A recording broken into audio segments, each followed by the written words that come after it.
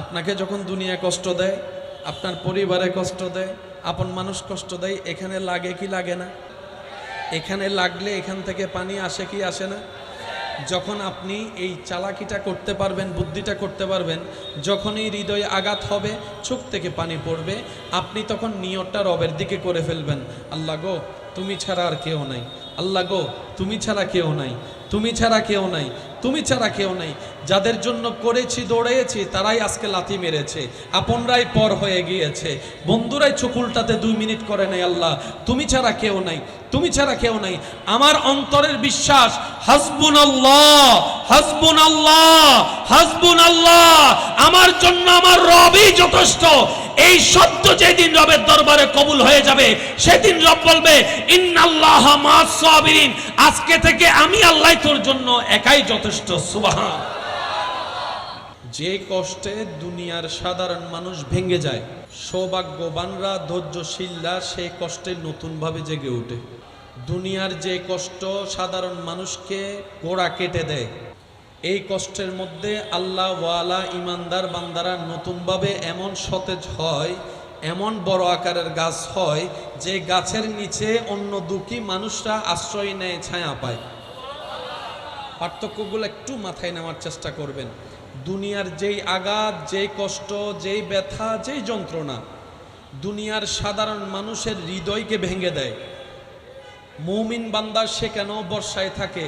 কারণ তারা জানে আল্লাহ তাআলার কুদরতের একটা নিদর্শন হচ্ছে আল্লাহ ভাঙ্গা জিনিসগুলোকে সুন্দর করে জোড়া লাগায় দেয়।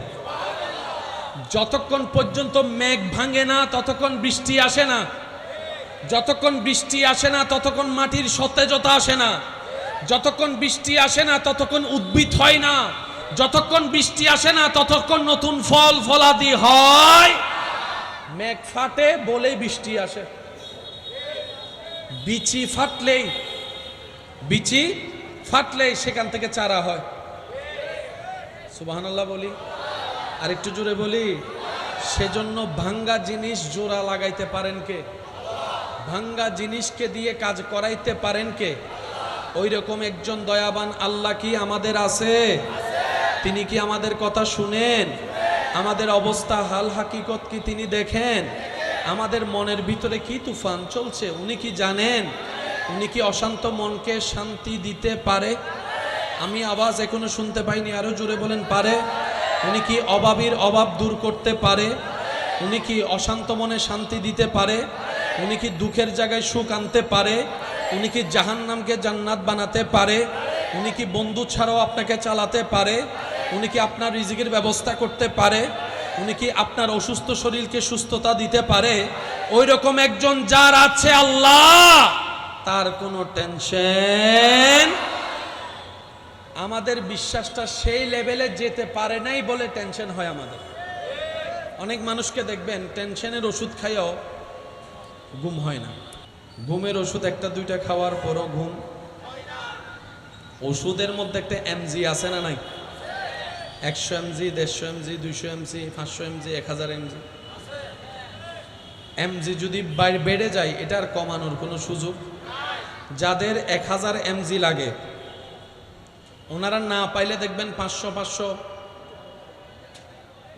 বলেন না সবাই, সবটা আমি বলবো না, আপনাদের বলতে হবে।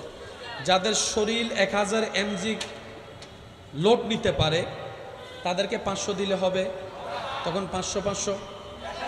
আপনি 1000 তো অভ্যাস করেছেন, সামনে কত যাবেন? 1500। তারপর তখন 1500 তো নাই, কখন কি করবেন? কয় 1000 একটা খা, 500 একটা খা। তো ভাববেন না এটা তো একটা শরীর, কি ঢুকাচ্ছি? ইসলামের নিয়ম না মানার কারণে আজকে আমাদের এত অধঃপতন। সর্বরোগের ওষুধ একটা জিনিস, মৃত্যু ছাড়া সর্বরোগের ওষুধ, জিনিসটার নাম কি? আমি বলবো না, সবাই বলেন, আরো জোরে বলেন। গত 3 মাসে কে কয়বার কালোজিরা খাইছেন? আমি কি বুঝাতে পারছি কথা? গত 3 মাসে কে কয়বার কালোজিরা খেয়েছেন নিয়ম মেনে? প্রশ্ন করলে দেখবেন 100তে 2 জনও। ওষুধ আছে না নাই? কিন্তু আমরা ইউজ করতে জানি। ইসলাম বলেছে ঘুম এভাবে যাও, এভাবে উঠো। তোমার শরীরে রোগ প্রতিরোধ ক্ষমতা আল্লাহ প্রদত্ত বেড়ে যাবে। সত্যি করে একটা কথা বলেন, জীবনে সব জ্বর হওয়ার পরে কি ওষুধ খাইছেন? কিছু কিছু জ্বর এমনি ভালো হয়ে যায়নি, বলেন না সবাই? হাতের কাটা গেছে, এখানে কাটা গেছে, এখানে কাটা গেছে, আপনি ব্যান্ডেজ না করলেও 2-1 দিন পরে শুকিয়ে যায় নাই? আল্লাহ তাআলা প্রত্যেকটা মানুষের শরীরে রোগ প্রতিরোধ ক্ষমতাও দিয়েছেন, আবার সুস্থতা হওয়ার ট্যাবলেটও ভিতরে দিয়েছেন রহমতের। ওইটাকে ধরে রাখার জন্য আমাদেরকে জীবন ব্যবস্থা দিয়েছেন, ঠিক কি না? ফজরের নাস্তা করতে হবে একরকম, দুপুরের ভাত খাইতে হবে একরকম, রাতের খাবার খাইতে হবে একরকম, ফজরের খানা এই টাইমে, দুপুরের খানা এই টাইমে, রাতের খানা এই টাইমে। নিয়ম আছে না নাই? আমরা নিয়ম মেনে চলি। বলেন দোষ কাদের? বলেন না ভাইয়া, দোষ কাদের? আরো জোরে বলেন, দোষ কাদের? দিন দিন কি স্ট্রোক কমছে না বাড়ছে? আপনারা বলেন, কমছে না বাড়ছে? এখন যুবকরাও স্ট্রোক কইরা, বলেন না বলেন। তার অন্যতম একটা কারণ, আল্লাহ, ডাক্তারের কাছে চিকিৎসা করতে গেলে ডাক্তারে একটা কথা প্রায় সময় বলে, বেশি টেনশন করিও না। বলেন না, বেশি টেনশন, বেশি টেনশন। তো টেনশন কমানোর কোনো মেশিন আসেনি? টেনশন কমামু কেমনে, এটা একটু শিখিয়ে দেন। বললে তো আর হয়ে যায় না বাবা, একটু আরে আর তুলজান বিরতি দণ্ড করেন, আর এন চেষ্টা করেন। কারণ ইঞ্জিল জিবে গরম হয়, আবার ঠান্ডা হইলে আবার গরম হইতে সময় লাগবে ভাই। টেনশন করলে ভালো না খারাপ? তো ডাক্তার পরামর্শ দিয়েছে সেটাও ভালো, টেনশন করা যাবে, কিন্তু কি করলে টেনশন করা যাবে না, করার থেকে বাঁচবো সেটাও তো বলতে হবে। কোনো বিদ্যালয়ে এই সমাধান নাই, কিন্তু ইসলামের বিদ্যালয়ে সমাধান আছে। টেনশন করলে ব্লাড প্রেশার,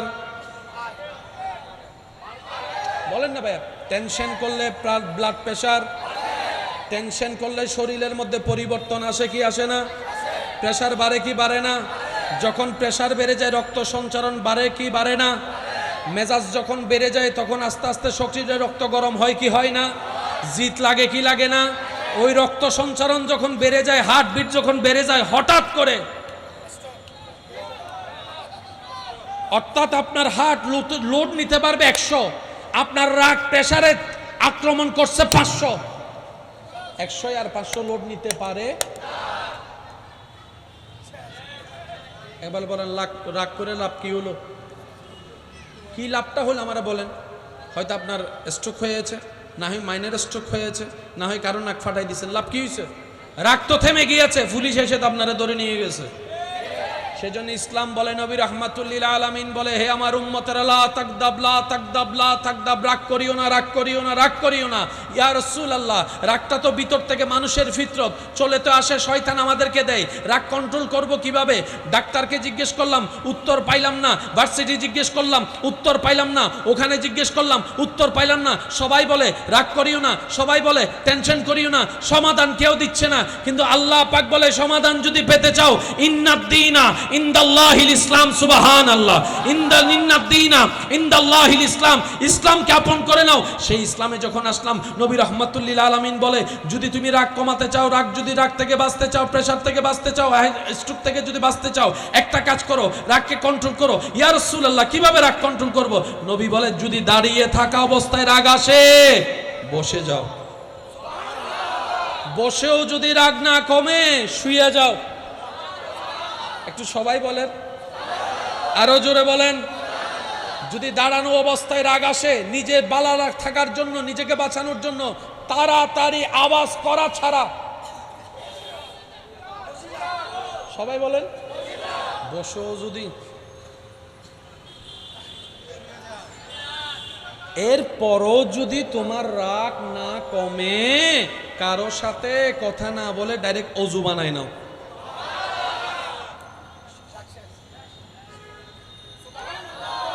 না সুবহানাল্লাহ বেন্ডার আয়দন নি গরজ যাইরে হইও সারা সিডিঙ্গা কল জোর হন না সুবহানাল্লাহ।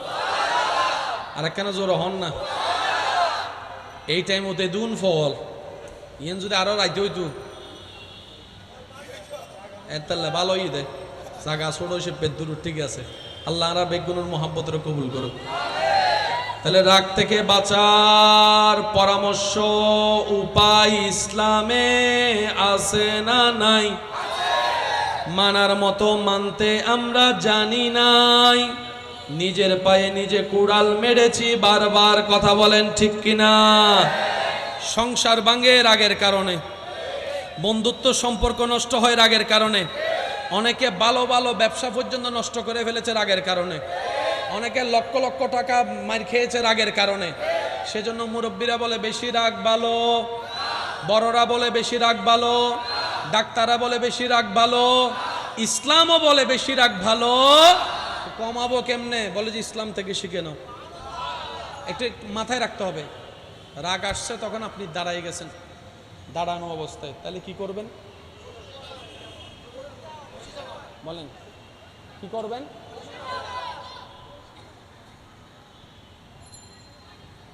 কখনো রাগ আসলে বসা থেকে দাঁড়াবেন না, তাহলে কাম উল্টো হয়ে যাবে।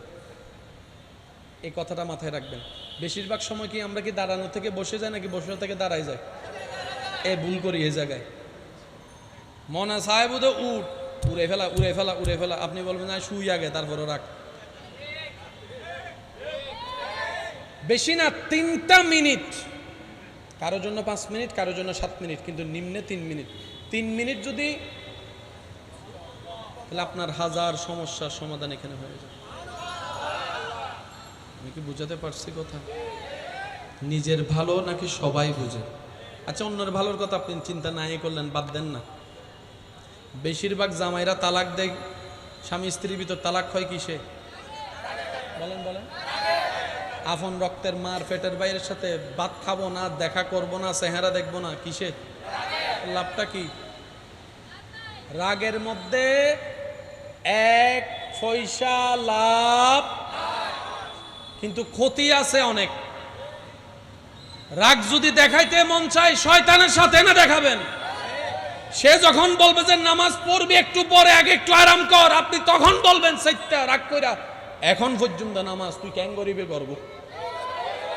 একটু জোরে বলেন না। রাগ দেখালে শয়তানের সাথে দেখাতে হবে। সে যখন বলবে যে 20 টাকার তারাবি অনেক কষ্ট হয়ে যাবে, আপনি বলবেন যে আমি 20 টাকা পড়ে দেখাবো, তুই যা গরিবের গর্গ যা গর্ব। এর আগের লাভ আছে না নাই? এর আগের লাভ আছে না নাই?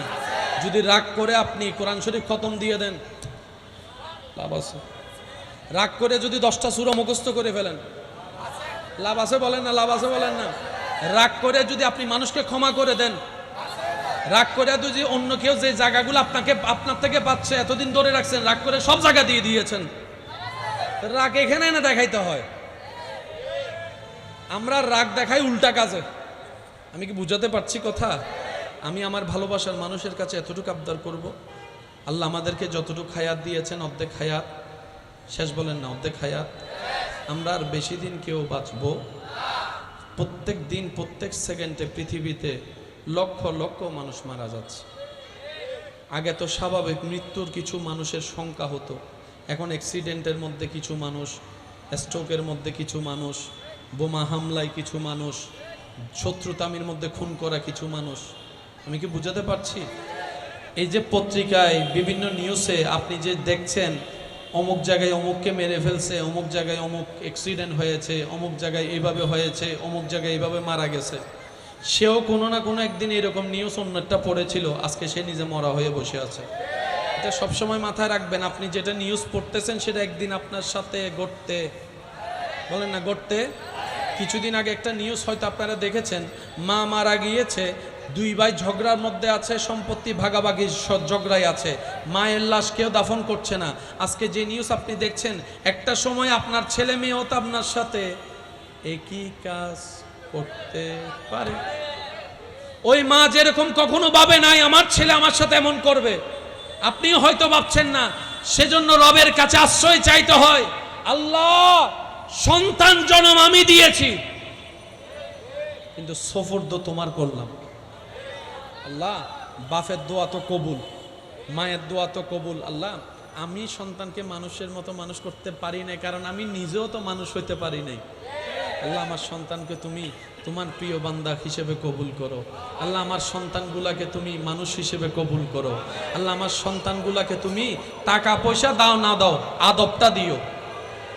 সুবহানাল্লাহ বলেন না? আর একটু জোরে বলেন। মানুষের জীবনের সবচাইতে বড় অলংকারের নাম হচ্ছে আদব।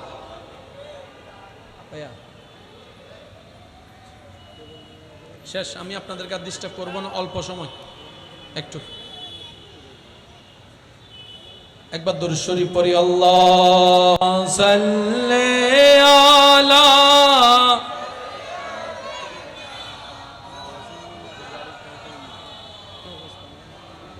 ওয়ালা দেনা মাওলানা, আমার সোনার মদিনা, আমার প্রাণের মদিনা, সব ভুলিব একই আওয়াজে, আমার সোনার মদিনা, সব ভুলিব কিন্তু তোমায় ভুলিনি, ভুলব না, ভুলতে পারি না, ভুলিনি, ভুলব না, ভুলতে পারি না, সব ভুলি কিন্তু তোমায় ভুলতে পারি না, আমার সোনার মদিনা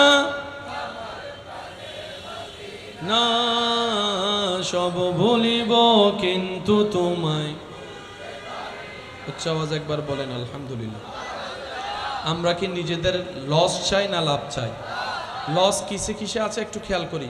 অহংকার করলে নিজের লস, হিংসা করলে নিজের লস, আমিত্ব দেখালে নিজের লস, লোভ করলে নিজের লস। একটু বলি, লোভ করলে নিজের লস, অন্যের ক্ষতির চিন্তা করলে নিজের লস, অন্যকে টেনে নামাতে চাইলে নিজের লস, অন্যকে বেইজ্জত করতে চাইলে নিজের লস।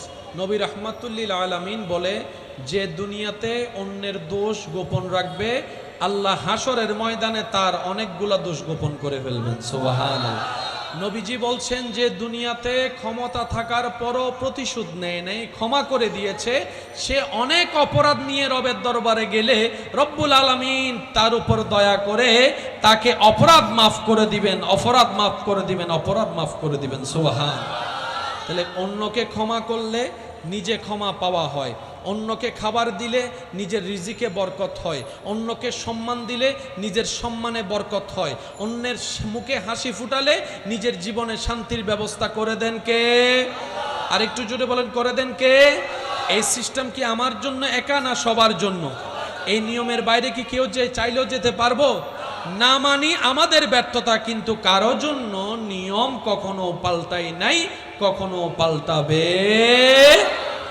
আল্লাহ তাআলা আমাদের সবাইকে নবীর সুন্নত মেনে চলার তৌফিক দান করুন। আর একটু জোরে বলেন। সময়ে সময়ে রবের দরবারে নামাজের মাধ্যমে হাজিরা দেওয়ার আল্লাহ তৌফিক দান করুন। এখানে যারা আছেন সবার কি মা আছে? সবার মা আছে? কারো মা নাই, কারো বাবা নাই, আবার কারো মা বাবা। কিন্তু আপনি এখানে আসাতে, বসাতে, দাঁড়াতে, সুবহানাল্লাহ বলাতে আপনার মা বাবা যেখানে আছে ওনারা সব পেয়ে যাচ্ছেন। পৌঁছায় দিচ্ছেন কে? পৌঁছায় দিচ্ছেন কে? সেজন্য আমি অনুরোধ করে বলবো, মা বাবা বেঁচে থাক আর না থাক, সন্তান যেন কখনো মা বাবার জন্য দোয়া করতে বন্ধ না করে। একদম কিচ্ছু করতে না পারেন, সূরা ফাতিহাটা পড়েন, 3 বার সূরা ইখলাস পড়েন, 3 বার দরুদ পড়ে রবকে বলেন, আল্লাহ আমার মা বাবাকে তুমি ভালো রাখিও, আমার মা বাবাকে তুমি শান্তিতে রাখিও, আমার মা বাবাকে তোমার রহমতের ছায়া তলে রাখিও। সন্তান দোয়া করছে কার জন্য? মা বাবার জন্য। কিন্তু আল্লাহ এমন দয়াবান, যে সন্তান মা বাবার জন্য দোয়া করে সে আল্লাহ তাআলা মা বাবাকে তো দেয়, ওই সন্তানকেও আবার নিয়ামতটা ফেরত দেয়। তখন বাস্তবতা কি হয়? 2025 সালে মার জন্য বাবার জন্য সন্তান দোয়া করলো, আপনি যখন মা বাবা হয়েছেন 2050 সালে ওই সন্তানের অন্তরটাকে আল্লাহ এমনভাবে নরম করে দেয়, মা বাবার খেদমতে জীবন কাটায় দেয়। এরকম অনেক সন্তান আছে মা বাবা ছাড়া কিচ্ছু বুঝে, বলেন না, মা বাবা ছাড়া কিচ্ছু বুঝে। এখানে একটা কথা বলি, মনে রাখবেন, আমরা অনেক সময় না বুঝার কারণে প্যাঁচ লাগাই ফেলি। মায়ের পক্ষে থাকা মানে বউয়ের বিপক্ষে থাকা নয়। এই জিনিসটা একটু খেয়াল করি আমরা। মা বাবাকে খুশি রাখা মানে বউয়ের চোখে পানি ফেলা নয়।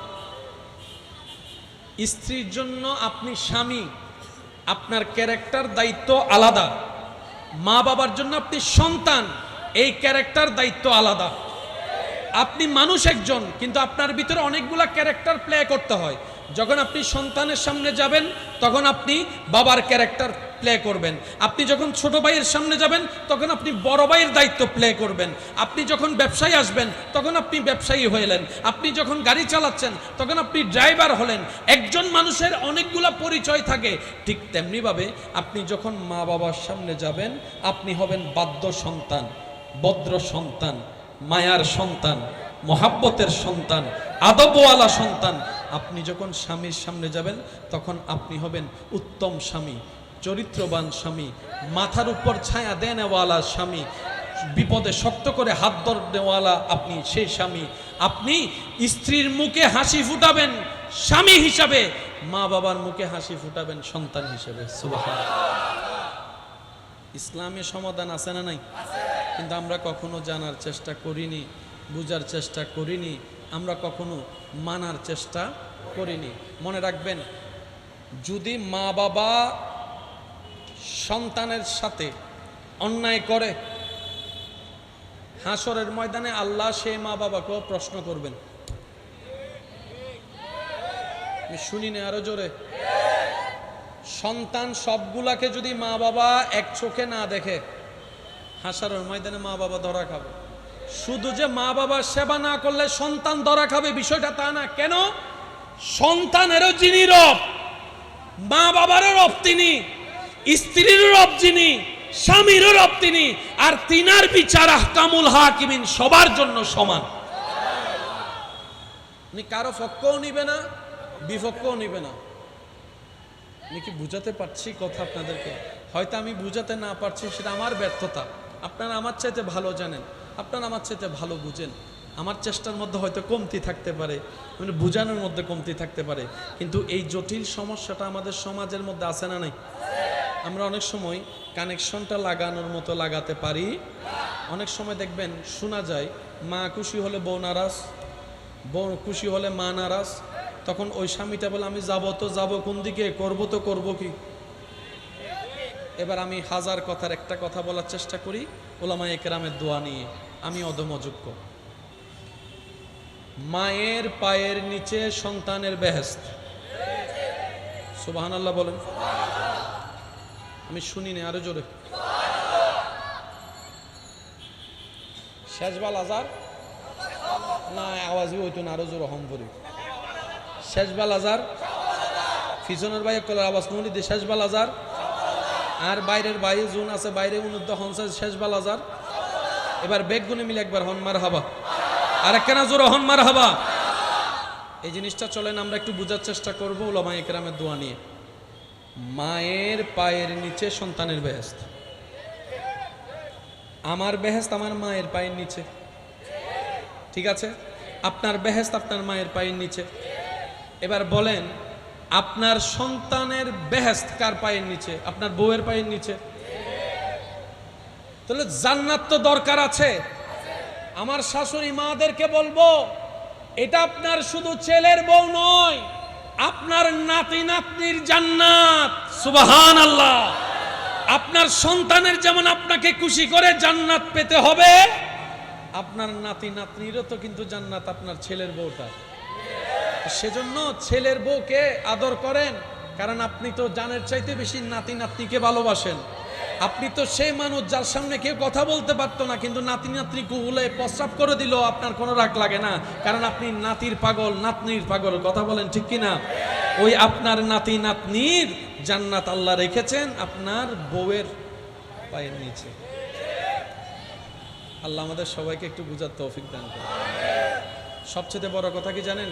ঝগড়া করেন, তর্ক করেন, মারামারি করেন, আর কাটাকাটি করেন, আর যাই করেন, সময় শেষ হয়ে যাচ্ছে, সময় শেষ হয়ে যাচ্ছে, এক একটা সেকেন্ড যাচ্ছে, মৃত্যু আমাদের সামনে আসতেছে। কথা বলেন ঠিক কি না? কখন কার ডাক চলে আসে বলা তো যায় না। নিঃশ্বাস যখন বন্ধ হওয়ার টাইম হবে তখন বুক ফেটে যাবে সবার কাছে মাপ চাওয়ার জন্য। যাদেরকে কষ্ট দিয়েছি সবার কাছে মাপ চাইতে দিল চাইবে, কিন্তু সুযোগ হবে কেউ তো আর তখন সবাই তো আর কাছে থাকবে না। সেজন্য মনে রাখবেন, নিঃশ্বাস স্বাভাবিক চলা অবস্থায় সবার কাছ থেকে মাপ চেয়ে ফেলেন, বড় হোক আর ছোট হোক কোনো সমস্যা নেই। নবী বলে তুমি ক্ষমা চাও, আবার যার উপর অন্যায় করা হয়েছে নবী ওনাকে বলে তুমি ক্ষমা করে দাও। যে ক্ষমা করে আল্লাহ তার ইজ্জত বাড়ায় দেয়। সুবহানাল্লাহ। আল্লাহ তাআলা আমাদের সকলের হাজিরি কবুল করুক, আজকের এই মাহফিলকে কবুল করুক। আপনারা যারা এসেছেন, আমার ভাইজান এসেছে, তাকরীর করবেন, আপনারা দিল মন লাগায় শুনবেন। আমি অনুরোধ করব, আমরা 5 ওয়াক্ত নামাজ হাজার ব্যস্ততার ভিতরেও ছাড়বো। একটা গর্জন দিয়ে বলেন, আমরা ছাড়বো। ব্যস্ততাকে ব্যস্ততা দেখাই আমরা নামাজ পড়ে ফেলবো। ব্যস্ততা যখন আমাদেরকে ব্যস্ততা দেখাবে রবের দরবারে হাজিরা না দেওয়ার জন্য, তখন রবের দরবারে হাজিরা দেওয়ার ব্যস্ততাই নেই, তারা দেখাবো আমি এখন রবের দরবারে হাজিরা দিতে ব্যস্ত, তোর ব্যস্ততা পড়ে। আরো জোরে বলেন। যে রাজ্জাককে খুশি করে তার রিজিকের অভাব হয় না, যে রহমানকে খুশি রাখে তার অশান্তির অভাব হয় না, যে গানিকে খুশি রাখে তার সম্পত্তির অভাব হয় না। সুবহানাল্লাহ। সেজন্য সবচাইতে আমরা খুশি রাখার দায়িত্ব কার? আমরা যদি আল্লাহকে খুশি রাখতে চাই, শয়তানকে আমাদেরকে খালি ফিল দিয়ে দিবে ভুল দেওয়ার জন্য? সে তো জামিলা করবে। কথা বলেন না রে ভাইয়া। সে তার জায়গায় জামিলা করেছে, করছে, করবে। আল্লাহ ভালো করে সেটা জানে, সেজন্য আল্লাহ তওবার ব্যবস্থা করে দিয়েছেন। সুবহানাল্লাহ। রব বলে যে কখনো যদি ভুল করে শয়তানকে খুশি করে ফেলো, লা তাকনাতু মির রাহমাতিল্লাহ, আমার রহমত থেকে নিরাশ হইস না, আশা রাখিস তওবা করলে আমি আল্লাহ মাফ করে দিব। সুবহানাল্লাহ। আল্লাহ তাআলা আমাদের সকলের হাজিরি কবুল করুক, আমিন। এই সারা বিশ্বে সব কিছু যিনি বানিয়েছেন তিনি কে? ওই আল্লাহর একজন মাত্র হাবিব বন্ধু, যিনি হচ্ছেন আপনার আমার নবী রাহমাতুল লিল।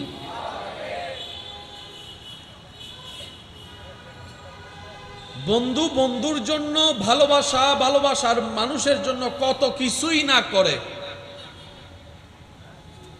ভালোবাসার প্রমাণ হিসেবে অনেকেই অনেক কিছু। আল্লাহ তাআলা আমাদের নবীর জন্য সমস্ত নিয়ম কানুনে পাল্টাই দিয়েছেন। যারা সেই নবীর উম্মত তারা জোরে বলি সুবহানাল্লাহ। আমি প্রায় সময় একটা আবদার করি, ইসলাম জানার চাইতে বেশি দরকার ইসলাম বুঝা। আমরা বুঝার চেষ্টা যদি বাড়িয়ে দিই, সৌন্দর্য আমাদের সামনে এমনিতেই আসতে থাকবে। আল্লাহ কি কোরআনে বলেননি, আল ইয়াউমা আকমালতু লাকুম দীনাকুম ওয়া আতমামতু আলাইকুম নি'মাতি? সুবহানাল্লাহ। আল্লাহ আমাদের ধর্মকে এমনভাবে সাজিয়েছেন, এখানে লিকিংস বলতে কোনো শব্দ নাই। আপনি যতই পারফেক্টলি ভাবে ঘর বানান না কেন, আস্তরের ফিনিশিং দেন না কেন, হালকা 19-20, বলেন না হালকা 19-20, যতই মেজারমেন্ট নিয়ে কাপড় বানান না কেন, হালকা 19-20, আর একটু জোরে বলেন হালকা 19-20। বান্দার প্রত্যেকটা কাজের মধ্যে 19-20 আছে না নাই?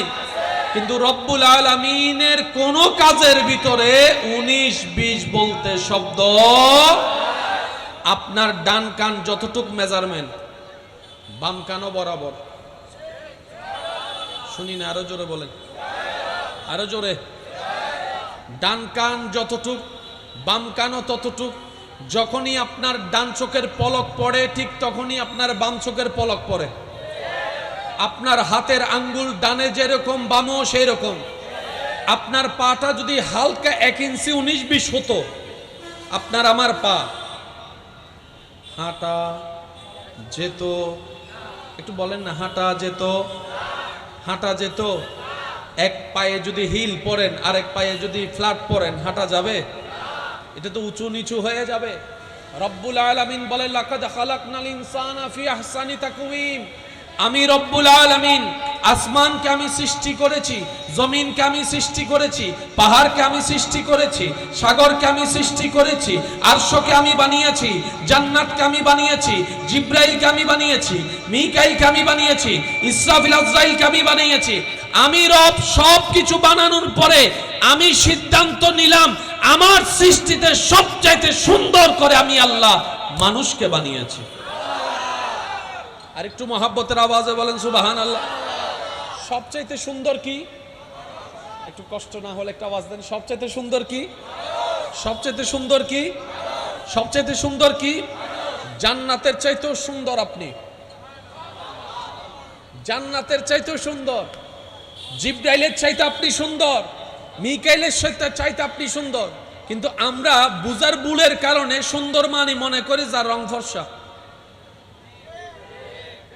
আমরা বেশিরভাগ মানুষ সুন্দর মনে করি কি যার রং, বলেন না, যার রং, যার একটু রং ফর্সা আছে আমরা অনেকেই তাদেরকে সুন্দর মনে করি। তো রং ফর্সাওয়ালা যদি সুন্দর হয় তাহলে সাকমা বেগুন সুন্দর, কথা বলেন না রে ভাই। বাঙালিরে যদি হয় সাকমা বিয়ে করতে গরিব না হব দিবে, বড় বোন হন্য ছোট বোন হন্য কিছু না জিনিস, আওয়াজ দেন না রে ভাই। ফর্সা যদি সুন্দর হয় চাইনিজরা সুন্দর। এবার আল্লাহর সৃষ্টিতে দেখেন, আপনি যখন আফ্রিকাতে যাবেন, নাইজেরিয়াতে যাবেন, তাদের রঙের বর্ণ হচ্ছে কালো। আপনি যদি একটু পশ্চিমের দিকে যান, রঙের শরীরের রঙগুলো হচ্ছে একটু ফর্সা। আবার আপনি যদি একটু শীতের দেশের দিকে যান, একটু বাঁধাবি বাঁধাবি। আল্লাহ আমাদের কেমন ভাবে বানিয়েছেন, আমাদের কালারটাই সবচাইতে বেস্ট। সুবহানাল্লাহ বলেন না।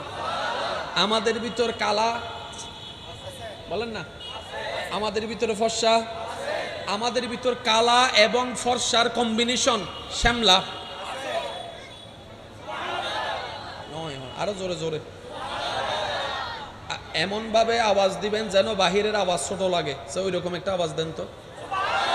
মাশাআল্লাহ মাশাআল্লাহ, আরেকবার বলেন। আমাদের ভিতরে কালো ফর্সা শ্যামলা আছে না নাই? বলেন তো সবচেয়ে সুন্দর কি, কালো নাকি ফর্সা না শ্যামলা? জোরে বলেন, সুন্দর, আরো জোরে বলেন। এটা এক রকমের ব্যাখ্যা, কিন্তু আরেক রকমের ব্যাখ্যা মনে রাখবেন। সুন্দর মানি চেহারার ফর্সা কিংবা কালো নয়। আমাদের গ্রামের ভাষায় একটা কথা বলে, বাংলাদেশের আঞ্চলিক ভাষায় একটা কথা বলে যে যার চেহারায় দাড়ি বেশি, যার চেহারার কাটিংয়ে দাড় বেশি, দাড়ি বেশি, মায়া বেশি, ও ফর্সা হওয়া লাগে না, কালো হওয়া লাগে না, শ্যামলা হওয়াও লাগে না, চেহারা দেখলে মায়া লাগে। এই আর এক ব্যাখ্যা। তৃতীয় নম্বর ব্যাখ্যা, সবচাইতে গুরুত্বপূর্ণ ব্যাখ্যা হচ্ছে যার চরিত্র সুন্দর, নিয়ত সুন্দর, ভাবনা সুন্দর, মন সুন্দর, সেই হচ্ছে সবচাইতে সুন্দর মানুষ। আমি কি বুঝাতে পারছি আপনাদেরকে?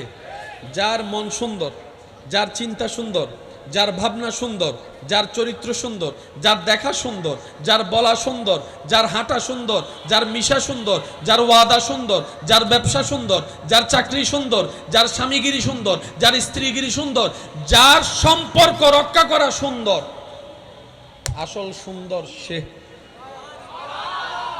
আমি কি বুঝাতে পারছি আপনাদেরকে কথা? আমি বারবার বলছি, আমি চেষ্টা করছি আমার জায়গা থেকে যতটুক দেওয়া যায়। হারাত মোবাইল সো, আল্লাহু আকবার, মাশাআল্লাহ মাশাআল্লাহ, ডাইরেক্ট আইফোন। এই বয়সের মধ্যে আর মোবাইল লইলে জানা দিন হুইটু মাথন অবাই ইন্টার ফার্স্ট করে যদি মোবাইল ন দেয়, ইল্যান্ডে বহুত জন আছে চুরি করে করে মোবাইল ব্যবহার করে দিল্লা আছে না, না একবারে চুপ করে বালা মানুষ বইতে কি দেন মাথার দেশ আছে না নাই? মা বাবা তো লুকাই লুকাই ব্যবহার করে দিল্লা বহুত ফোয়া ভাই আছে না নাই?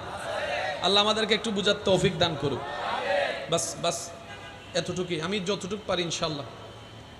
সুন্দরকে যার চরিত্র সুন্দর। এবার আপনারা একটু সিদ্ধান্ত নিয়ে বলেন, চেহারার কাটিং এ মাশাআল্লাহ, চরিত্রের কোনো সুন্দর নাই এমন মানুষকে সঙ্গী বানাবেন? বলেন না, এমন কোনো মানুষকে সঙ্গী বানাবেন? যার কথা সুন্দর নাই এমন মানুষকে সঙ্গী বানাবেন? যার কথা তীরের চাইতে বেশি মারাত্মক এমন মানুষের সাথে থাকবেন? যার কথার মধ্যে মিথ্যার মিথ্যা এমন মানুষের সাথে চলবেন? যার কথার আগামাথা ঠিক না এমন মানুষের সাথে চলবেন? সেজন্য আল্লাহ তাআলা কুরআনুল কারীমের মধ্যে নবী রাহমাতুল লিল আলামিনের ব্যাপারে বলে, হে মানব জাতি, কারো একটা আছে, 10টা নাই, কারো এই দিকে আছে, অন্যদিকে খালি। আমি আল্লাহর সৃষ্টিতে বান্দাদের ভিতরে আমার নবী রাহমাতুল লিল আলামিন, যাকে আমি আল্লাহ সর্বদিকে বেস্ট বানিয়ে দিয়েছি। সুবহানাল্লাহ। আমাদের নবীর সাথে তুলনা দেওয়ার মতো ক্ষমতা, একটু আওয়াজ দেন নবীর উম্মত, জোরে জোরে বলেন, ক্ষমতা। নবীর সাথে তুলনা দেওয়ার মতো যোগ্যতা কারো, কারণ নবীকে সর্বদিকে বেস্ট যিনি বানিয়ে দিয়েছেন তিনি কে? আমাদের নবীর সৌন্দর্য, সুবহানাল্লাহ বলেন, দুশমন পর্যন্ত নবীর চেহারা দেখে মন ঘেমে যেত। আমাদের নবীর চেহারা দেখে দুশমনের মন ঘেমে যেত। চাঁদের দিকে তাকালে একটা মায়া লাগে না? বলেন না, লাগে না? চাঁদের দিকে তাকাতে একটু ইচ্ছে করে না? এই চাঁদের চাইতে 1000 গুণ বেশি সুন্দর ছিল আপনার আমার নবীর চেহারা মোবারক। আর একটু জোরে বলেন বাবা, একটু একটু মনোযোগ।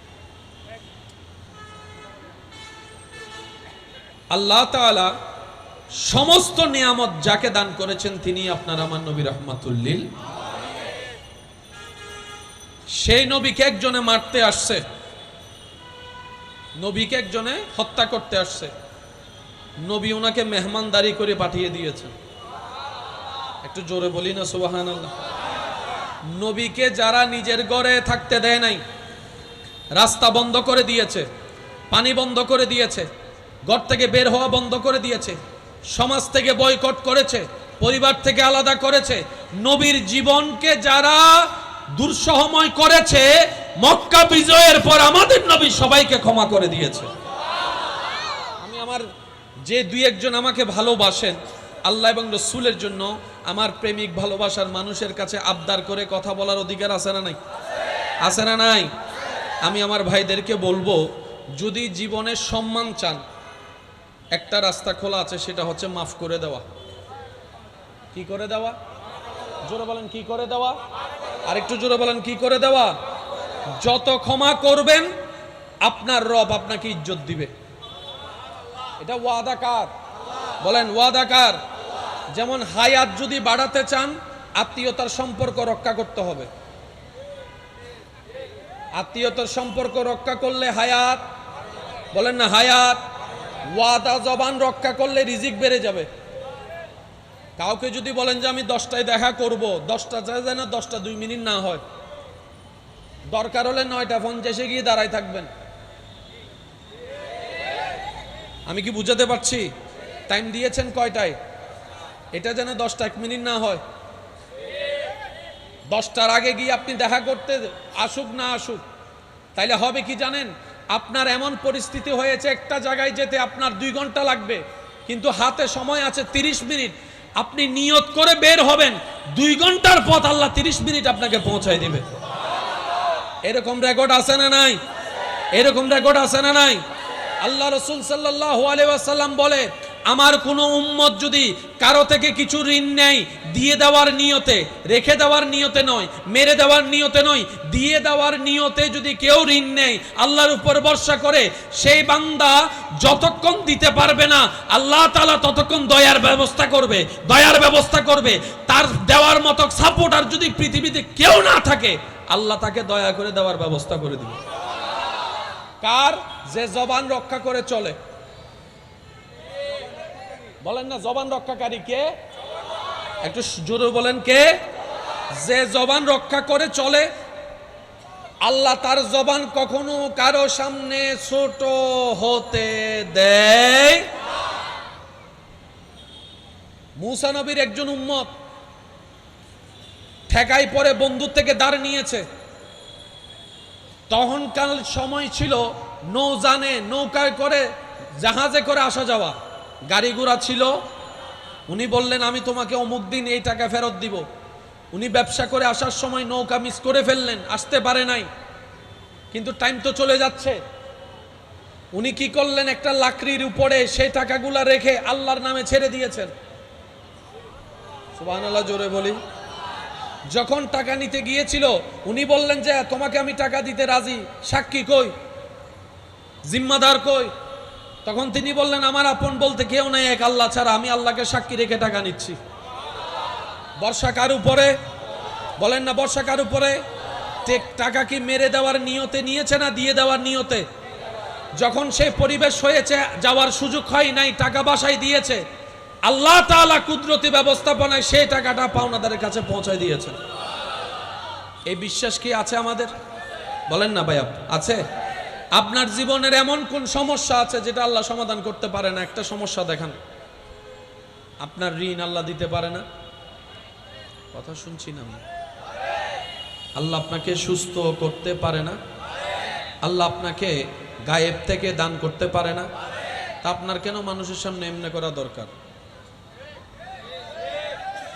রসুল বলে, জুতার একটা ফিতা লাগলে, ফিতা জুতার ফিতা, সেটাও তোমার রবের কাছে চাও। আমি শুনি না, আরো জোরে। যার যা দরকার ওই রবের কাছে চাও, যার বান্দারে কোনো কমতি নাই, দিলে কোনোদিন কমে যায় না। সুবহান। বান্দার কাছে বারবার চাইলে বিরক্ত হয়ে বলে থাতানি, মানে যা। আর বান্দা যখন রবের কাছে চায়, রব বলে যে আরো চা, আরো চা, আরো চা, আরো চা, এত কম চাস কেন? আরো চা, আরো চা, আরো চা। কারণ কি? যার কাছে 1 লাখ টাকা আছে, তার থেকে যদি আপনি 50,000 খুঁজেন, বলেন না দিবে? কারণ 1 লাখ যার কাছে আছে, সে আপনাকে দিলে 100, 200, 500, 1000 দিবে। বলেন না ভাইয়া? যার কাছে 10 কোটি টাকা আছে, সে 1 লাখ টাকা দিলেও গায়ে লাগবে।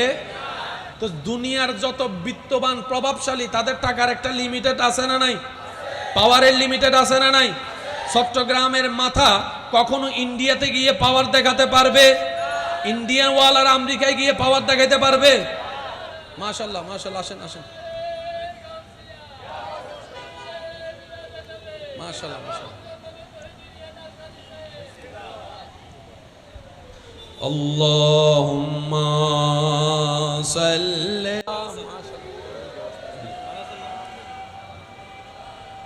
ওয়া আলা আলি সাইয়্যিদিনা মাওলানা। সবাই মিলে কি আওয়াজে আল্লাহুম্মা সাল্লি আলা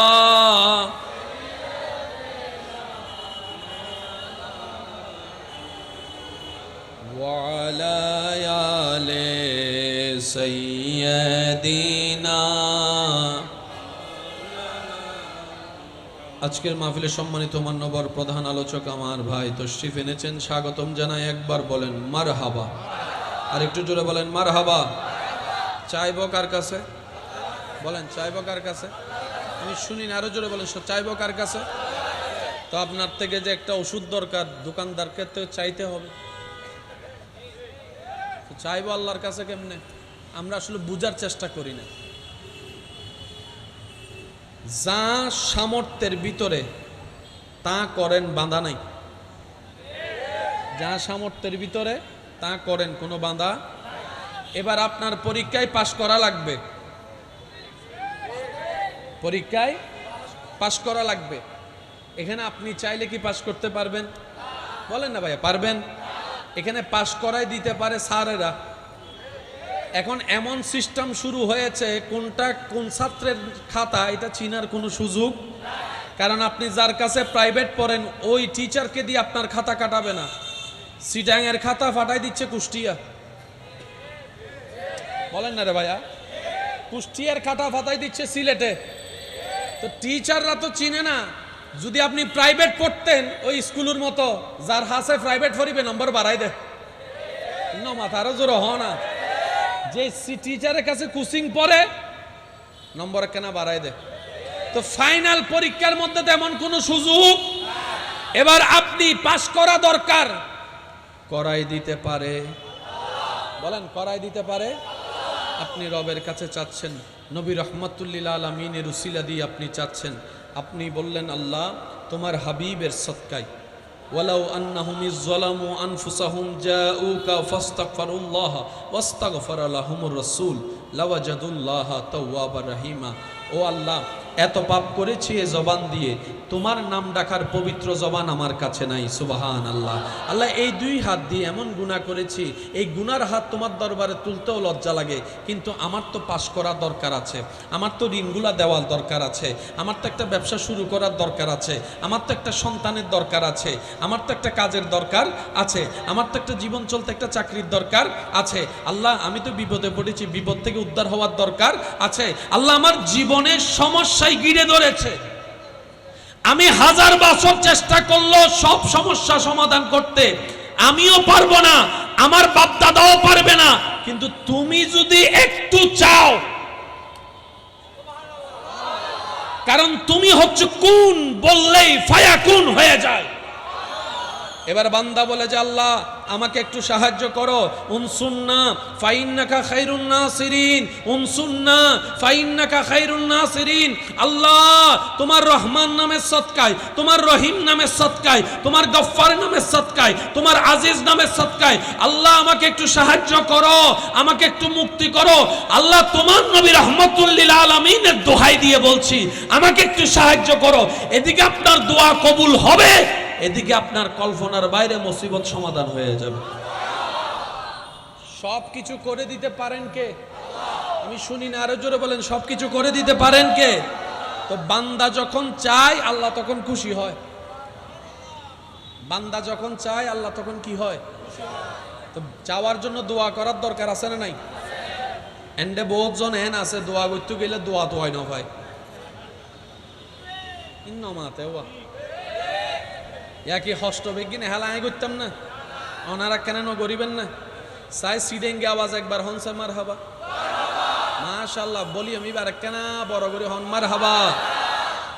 গুনাতে রসুল ফজুম বেগুনি মিনি সাই কেন ফরনসে তো আই ওনারার আওয়াজ কেন খেয়াল করি বললে।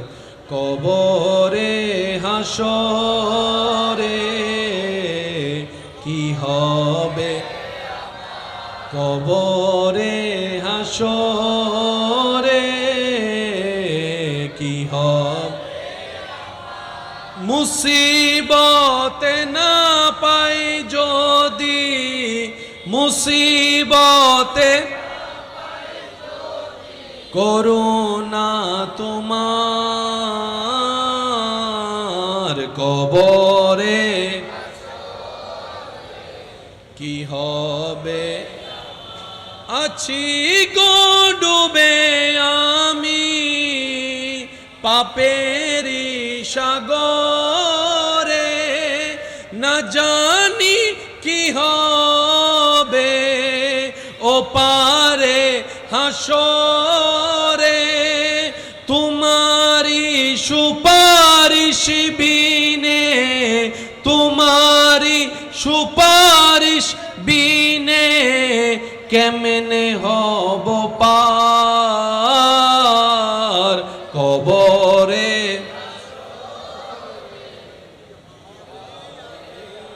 উচ্চ আওয়াজ একবার বলেন মারহাবা। আমার কথা কি ক্লিয়ার বোঝা যাচ্ছে? চাইবো আমরা কার কাছে? আমরা চাইলে কে খুশি হয়? আল্লাহ পাক বলে, একটু মনোযোগ, রব বলে তুই না চাইলেও আমি কিছু দিব।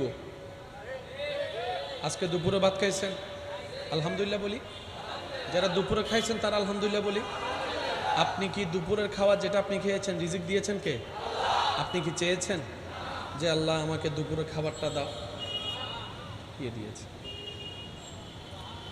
এটা এক প্রকারের দয়া এবং খুশি আল্লাহ। সুবহানাল্লাহ বলেন না। সন্তান ঘরে রান্না করে মা, ভাত বেড়ে দেয় মা, যতক্ষণ সন্তান বড় সে খেতে হয়, মা বাধ্য, মা ভাত। কিন্তু সন্তানটা যখন ছোট ছিল কোলের, চাওয়া লাগে নাই, টাইমে টাইমে মা খাবার দিয়েছে। সুবহানাল্লাহ একটু বলি, টাইমে টাইমে বলেন না, টাইমে টাইমে। ভাইয়া একটু একটু একটু প্লিজ। কি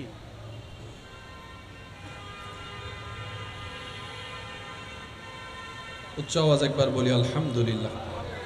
একটু আমাকে সাপোর্ট দিবেন প্লিজ। সন্তান যখন ছোট ছিল, আমরা যখন ছোট ছিলাম, মা আমাদেরকে টাইমে টাইমে খাবার দিয়েছে। কোনো কারণে যদি 19-20 হতো, আমরা যখন চিৎকার করে কান্না করেছি, মা তখন দৌড়ায় এসে খাবার দিয়েছে। যতক্ষণ কান্না করি নাই ততক্ষণ কোলে তুলে নেয় নাই, যতক্ষণ কান্না করি নাই ততক্ষণ আদর করে নাই, যতক্ষণ কান্না করি নাই মুখে গালে চুমা দেয় নাই, যতক্ষণ কান্না করি নাই মা বুকের মধ্যে জড়াই ধরে নাই। এমনি আদর করে, সেটা এক আদর। কান্না করার পর আদর বাড়ায় দেয়, মায়া বাড়ায় দেয়, সেবা বাড়ায় দেয়, যত্ন বাড়ায় দেয়। ঠিক তেমনি ভাবে রবের দয়া সব সময় বান্দার উপর থাকে, কিন্তু যখন বান্দা দুনিয়াবি কষ্ট পেয়ে বুক ফেটে কান্না করে, তখন এমনও কিছু সৌভাগ্যবান বান্দা আছে যাদের এই কান্নার কারণে আল্লাহ তকদির এমন ভাবে পাল্টায় দেয়, সাধারণ বান্দা থেকে আল্লাহর প্রিয় বান্দা পর্যন্ত হয়ে যায়। সুবহানাল্লাহ। সেজন্য মনে রাখবেন, দুনিয়ার কষ্ট, দুনিয়া যখন কষ্ট দেয় এটাও নিয়ামত। সুবহানাল্লাহ বলেন না। আপনাকে যখন দুনিয়া কষ্ট দেয়, আপনার পরিবারে কষ্ট দেয়, আপন মানুষ কষ্ট দেয়, এখানে লাগে কি লাগে না? একটু জোরে বলেন। এখানে লাগলে এখান থেকে পানি আসে কি আসে না? যখন আপনি এই চালাকিটা করতে পারবেন, বুদ্ধিটা করতে পারবেন, যখনই হৃদয়ে আঘাত হবে, চোখ থেকে পানি পড়বে, আপনি তখন নিয়তটা রবের দিকে করে ফেলবেন। আল্লাহ গো, তুমি ছাড়া আর কেউ নাই। আল্লাহ গো, তুমি ছাড়া কেউ নাই, তুমি ছাড়া কেউ নাই, তুমি ছাড়া কেউ নাই। যাদের জন্য করেছি, দৌড়েছি, তারাই আজকে লাথি মেরেছে, আপনরাই পর হয়ে গিয়েছে, বন্ধুরাই চোখ উল্টাতে 2 মিনিট করে নেই। আল্লাহ, তুমি ছাড়া কেউ নাই, তুমি ছাড়া কেউ নাই। আমার অন্তরের বিশ্বাস, হাসবুনাল্লাহ, হাসবুনাল্লাহ, হাসবুনাল্লাহ, আমার জন্য আমার রবই যথেষ্ট। এই শব্দ যেদিন রবের দরবারে কবুল হয়ে যাবে, সেদিন রব বলবে ইন্নাল্লাহা মা'আস সাবিরিন, আজকে থেকে আমি আল্লাহ তোর জন্য একাই যথেষ্ট। সুবহান। সেই দিন থেকে আপনার আর কারো দাঁত দ্বারা লাগবে, বলেন না, ধার দ্বারা লাগবে। সেজন্য মনে রাখবেন, দুনিয়ার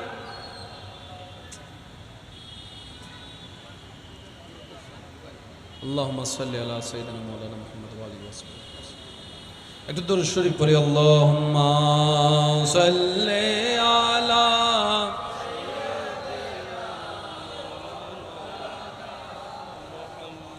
ওয়া আলা আলি সাইয়্যিদিনা। মুহাব্বতের আওয়াজে একবার বলি মারহাবা। আমার ইমানদার ভাইয়েরা, শব্দগুলো একটু মনোযোগ দিয়ে শ্রবণ করবেন। যে কষ্টে দুনিয়ার সাধারণ মানুষ ভেঙে যায়, সৌভাগ্যবানরা, ধৈর্যশীলরা সেই কষ্টে নতুনভাবে জেগে ওঠে। দুনিয়ার যে কষ্ট সাধারণ মানুষকে গোড়া কেটে দেয়, এই কষ্টের মধ্যে আল্লাহ ওয়ালা ইমানদার বান্দারা নতুনভাবে এমন সতেজ হয়, এমন বড় আকারের গাছ হয় যে গাছের নিচে অন্য দুঃখী মানুষরা আশ্রয় নেয়, ছায়া পায়। পার্থক্যগুলো একটু মাথায় নেওয়ার চেষ্টা করবেন। দুনিয়ার যেই আঘাত, যেই কষ্ট, যেই ব্যথা, যেই যন্ত্রণা দুনিয়ার সাধারণ মানুষের হৃদয়কে ভেঙে দেয়, মুমিন বান্দা সে কেন বর্ষায় থাকে? কারণ তারা জানে আল্লাহ তাআলার কুদরতের একটা নিদর্শন হচ্ছে আল্লাহ ভাঙ্গা জিনিসগুলোকে সুন্দর করে জোড়া লাগায় দেয়। যতক্ষণ পর্যন্ত মেঘ ভাঙে না ততক্ষণ বৃষ্টি আসে না, যতক্ষণ বৃষ্টি আসে না ততক্ষণ মাটির সতেজতা আসে না, যতক্ষণ বৃষ্টি আসে না ততক্ষণ উদ্ভিদ হয় না, যতক্ষণ বৃষ্টি আসে না ততক্ষণ নতুন ফল ফলাদি হয়। মেঘ ফাটে বলেই বৃষ্টি আসে, বিচি ফাটলেই সেখান থেকে চারা হয়। সুবহানাল্লাহ বলি, আর একটু জোরে বলি। সেজন্য ভাঙ্গা জিনিস জোড়া লাগাইতে পারেন কে? ভাঙ্গা জিনিসকে দিয়ে কাজ করাইতে পারেন কে? ওই রকম একজন দয়াবান আল্লাহ কি আমাদের আছে? তিনি কি আমাদের কথা শুনেন? আমাদের অবস্থা হাল হাকিকত কি তিনি দেখেন? আমাদের মনের ভিতরে কি তুফান চলছে উনি কি জানেন? উনি কি অশান্ত মনকে শান্তি দিতে পারে? আমি আওয়াজ এখনো শুনতে পাইনি, আরো জোরে বলেন পারে। উনি কি অভাবীর অভাব দূর করতে পারে? উনি কি অশান্ত মনে শান্তি দিতে পারে? উনি কি দুঃখের জায়গায় সুখ আনতে পারে? উনি কি জাহান্নামকে জান্নাত বানাতে পারে? উনি কি বন্ধু ছাড়াও আপনাকে চালাতে পারে? উনি কি আপনার রিজিকের ব্যবস্থা করতে পারে? উনি কি আপনার অসুস্থ শরীরকে সুস্থতা দিতে পারে? ওই রকম একজন যার আছে আল্লাহ, তার কোনো টেনশন। আমাদের বিশ্বাসটা সেই লেভেলে যেতে পারে নাই বলে টেনশন হয় আমাদের। অনেক মানুষকে দেখবেন টেনশনের ওষুধ খাইও ঘুম হয় না। ঘুমের ওষুধ একটা দুইটা খাইলো, বলেন না ঘুম কষ্ট হচ্ছে আপনাদের না? ঘুমের ওষুধ একটা দুইটা খাওয়ার পরও ঘুম। ওষুধের মধ্যে একটা এমজি আছে না নাই? 100 MG, 150 MG, 200 MG, 500 MG, 1000 MG. MG যদি বেড়ে যায়, এটার কমানোর কোনো সুযোগ? যাদের 1000 এমজি লাগে ওনারা না পাইলে দেখবেন 500 বলেন না সবাই, সব তো আমি বলবো না, আপনাদের বলতে হবে। যাদের শরীর 1000 এমজি লোড নিতে পারে তাদেরকে 500 দিলে হবে, তখন 500। আপনি 1000 তো অভ্যাস করেছেন, সামনে কত যাবেন? 1500। তারপর তখন 1500 তো নাই, কখন কি করবেন? কয় 1000 একটা খা, 500 একটা খা। তো ভাববেন না এটা তো একটা শরীর, কি ঢুকাচ্ছি?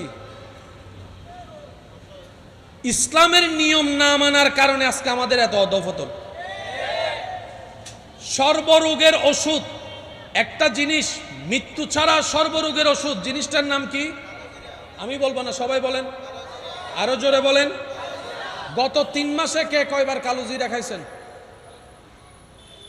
আমি কি বুঝাতে পারছি কথা? গত 3 মাসে কে কয়বার কালো জিরা খেয়েছেন নিয়ম মেনে? প্রশ্ন করলে দেখবেন 100তে 2 জনও। ওষুধ আছে না নাই? কিন্তু আমরা ইউজ করতে জানি।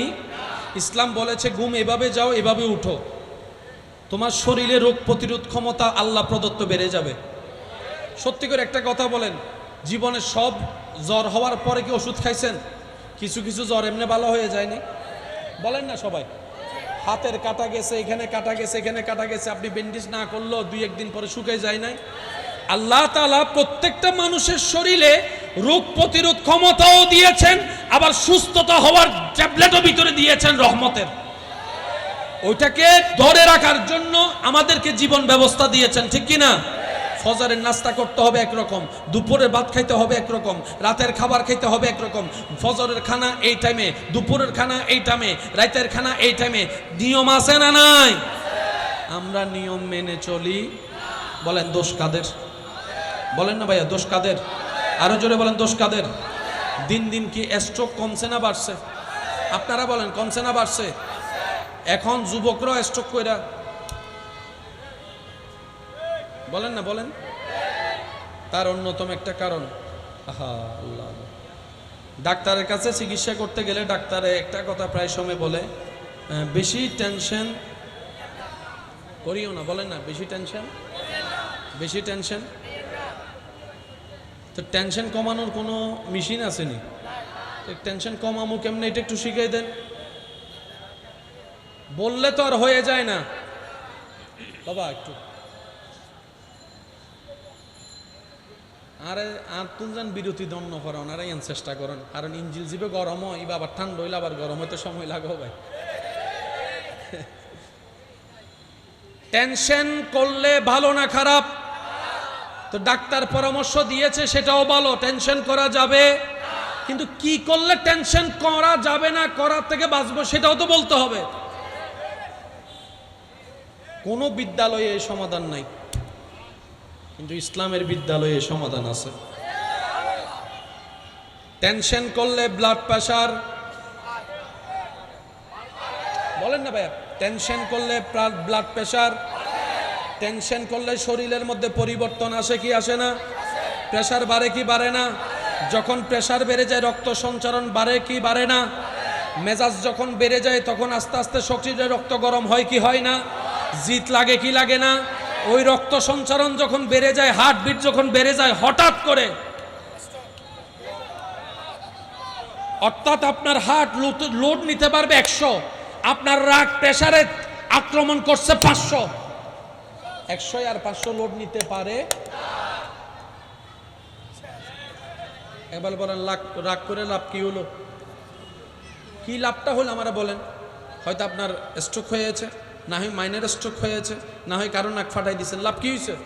রাগ তো থেমে গিয়েছে, পুলিশ এসে তো আপনারা ধরে নিয়ে গেছে। সেজন্য ইসলাম বলে, নবী রাহমাতুল্লিল আলামিন বলে, হে আমার উম্মতেরা লা তাকদাব লা তাকদাব লা তাকদাব, রাগ করিও না, রাগ করিও না, রাগ করিও না। ইয়া রাসূলুল্লাহ, রাগটা তো ভিতর থেকে মানুষের ফিতরত, চলে তো আসে, শয়তান আমাদেরকে দেয়। রাগ কন্ট্রোল করব কিভাবে? ডাক্তারকে জিজ্ঞেস করলাম, উত্তর পাইলাম না। ভার্সিটি জিজ্ঞেস করলাম, উত্তর পাইলাম না। ওখানে জিজ্ঞেস করলাম, উত্তর পাইলাম না। সবাই বলে রাগ করিও না, সবাই বলে টেনশন করিও না, সমাধান কেউ দিচ্ছে না। কিন্তু আল্লাহ পাক বলে, সমাধান যদি পেতে চাও, ইন্নাদ-দীনা ইনদাল্লাহিল ইসলাম, সুবহানাল্লাহ, ইন্নাদ-দীনা ইনদাল্লাহিল ইসলাম, ইসলামকে আপন করে নাও। সেই ইসলামে যখন আসলাম, নবী রাহমাতুল্লিল আলামিন বলে, যদি তুমি রাগ কমাতে চাও, রাগ থেকে বাঁচতে চাও, প্রেসার থেকে বাঁচতে চাও, স্ট্রোক থেকে যদি বাঁচতে চাও, একটা কাজ করো, রাগকে কন্ট্রোল করো। ইয়া রাসূলুল্লাহ, কিভাবে রাগ কন্ট্রোল করব? নবী বলে, যদি দাঁড়িয়ে থাকা অবস্থায় রাগ আসে, বসে যাও। বসেও যদি রাগ না কমে, শুয়ে যাও। একটু সবাই বলেন, আরো জোরে বলেন। যদি দাঁড়ানো অবস্থায় রাগ আসে, নিজের বালা রাগ থাকার জন্য, নিজেকে বাঁচানোর জন্য তাড়াতাড়ি আওয়াজ করা ছাড়া, সবাই বলেন, বসেও যদি। এরপরও যদি তোমার রাগ না কমে, কারো সাথে কথা না বলে ডাইরেক্ট অজু বানাই নাও।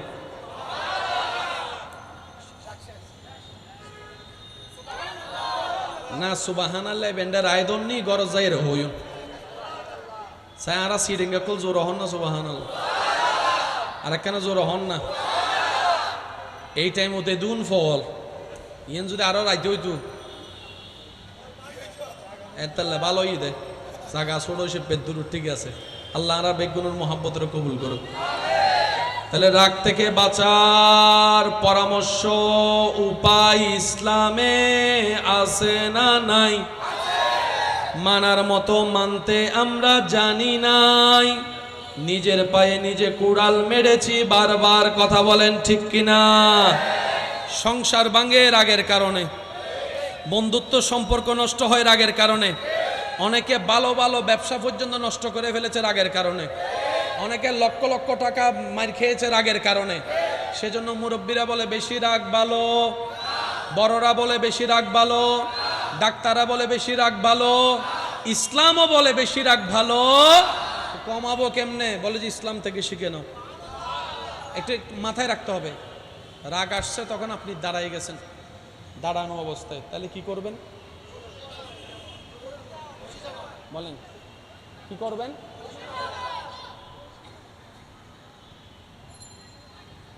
কখনো রাগ আসলে বসা থেকে দাঁড়াবেন না, তাহলে কাম উল্টো হয়ে যাবে। এই কথাটা মাথায় রাখবেন। বেশিরভাগ সময় কি আমরা কি দাঁড়ানো থেকে বসে যাই নাকি বসে থেকে দাঁড়াই যায়? ভুল করি এই জায়গায়।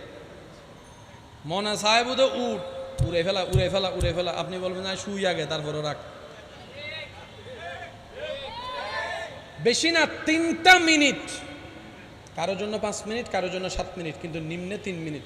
3 মিনিট যদি, তাহলে আপনার হাজার সমস্যার সমাধান এখানে হয়ে যায়। আমি কি বুঝাতে পারছি কথা? নিজের ভালো নাকি সবাই বুঝে? আচ্ছা, অন্যের ভালোর কথা আপনি চিন্তা নাই করলেন, বাদ দেন না। বেশিরভাগ জামাইরা তালাক দেয়, স্বামী স্ত্রীর ভিতর তালাক হয় কিসে? বলেন বলেন। আপন রক্তের মার পেটের বাইরের সাথে ভাত খাবো না, দেখা করব না, চেহারা দেখবো না, কিসে? লাভটা কি? রাগের মধ্যে 1 পয়সা লাভ, কিন্তু ক্ষতি আছে অনেক। রাগ যদি দেখাইতে মন চায়, শয়তানের সাথে না দেখাবেন। সে যখন বলবে যে নামাজ পড়বি একটু পরে, আগে একটু আরাম কর, আপনি তখন বলবেন সেইটা রাগ কইরা, এখন পর্যন্ত নামাজ তুই কেন গরিবে করবো? একটু জোরে বলেন না। রাগ দেখালে শয়তানের সাথে দেখাতে হবে। সে যখন বলবে যে 20 টাকার তারাবি অনেক কষ্ট হয়ে যাবে, আপনি বলবেন যে আমি 20 টাকা পয়সা দেখাবো, তুই যা গরিবের ঘর যা ঘর কর। এর আগের লাভ আছে না নাই? এর আগের লাভ আছে না নাই? যদি রাগ করে আপনি কোরআন শরীফ খতম দিয়ে দেন, লাভ আছে। রাগ করে যদি 10টা সূরা মুখস্থ করে ফেলেন, লাভ আছে বলেন না? লাভ আছে বলেন না? রাগ করে যদি আপনি মানুষকে ক্ষমা করে দেন, রাগ করে যদি অন্য কেউ যে জায়গাগুলো আপনার থেকে পাচ্ছে, এতদিন ধরে রাখছেন, রাগ করে সব জায়গা দিয়ে দিয়েছেন, রাগ এখানে না দেখাইতে হয়। আমরা রাগ দেখাই উল্টা কাজে। আমি কি বুঝাতে পারছি কথা? আমি আমার ভালোবাসার মানুষের কাছে এতটুকু আবদার করব, আল্লাহ আমাদেরকে যতটুকু হায়াত দিয়েছেন, অর্ধেক হায়াত, শেষ বলেন না, অর্ধেক হায়াত। আমরা আর বেশি দিন কেউ বাঁচবো? প্রত্যেক দিন প্রত্যেক সেকেন্ডে পৃথিবীতে লক্ষ লক্ষ মানুষ মারা যাচ্ছে। আগে তো স্বাভাবিক মৃত্যুর কিছু মানুষের সংখ্যা হতো, এখন অ্যাক্সিডেন্টের মধ্যে কিছু মানুষ, স্ট্রোকের মধ্যে কিছু মানুষ, বোমা হামলায় কিছু মানুষ, শত্রুতামির মধ্যে খুন করা কিছু মানুষ। আমি কি বুঝাতে পারছি?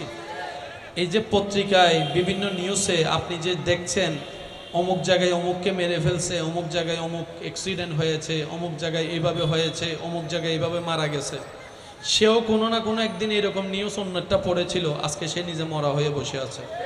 এটা সবসময় মাথায় রাখবেন। আপনি যেটা নিউজ পড়তেছেন সেটা একদিন আপনার সাথে ঘটতে, বলেন না ঘটতে। কিছুদিন আগে একটা নিউজ হয়তো আপনারা দেখেছেন, মা মারা গিয়েছে, 2 ভাই ঝগড়ার মধ্যে আছে, সম্পত্তি ভাগাভাগি ঝগড়ায় আছে, মায়ের লাশ কেউ দাফন করছে না। আজকে যে নিউজ আপনি দেখছেন, একটা সময় আপনার ছেলে মেয়েও তো আপনার সাথে একই কাজ করতে পারে। ওই মা যেরকম কখনো ভাবে নাই আমার ছেলে আমার সাথে এমন করবে, আপনিও হয়তো ভাবছেন না। সেজন্য রবের কাছে আশ্রয় চাইতে হয়। আল্লাহ, সন্তান জন্ম আমি দিয়েছি, কিন্তু সফরদ তোমার করলাম। আল্লাহ, বাপের দোয়া তো কবুল, মায়ের দোয়া তো কবুল। আল্লাহ, আমি সন্তানকে মানুষের মতো মানুষ করতে পারি নাই, কারণ আমি নিজেও তো মানুষ হইতে পারি নাই। আল্লাহ, আমার সন্তানকে তুমি তোমার প্রিয় বান্দা হিসেবে কবুল করো। আল্লাহ, আমার সন্তানগুলাকে তুমি মানুষ হিসেবে কবুল করো। আল্লাহ, আমার সন্তানগুলাকে তুমি টাকা পয়সা দাও না দাও, আদবটা দিও। সুবহানাল্লাহ বলেন না? আরেকটু জোরে বলেন। মানুষের জীবনের সবচাইতে বড় অলংকারের নাম হচ্ছে আদব। ভাইয়া শেষ, আমি আপনাদের কাছে ডিস্টার্ব করবো না, অল্প সময় একটু। একবার দরুদ শরীফ পড়ি। আল্লাহ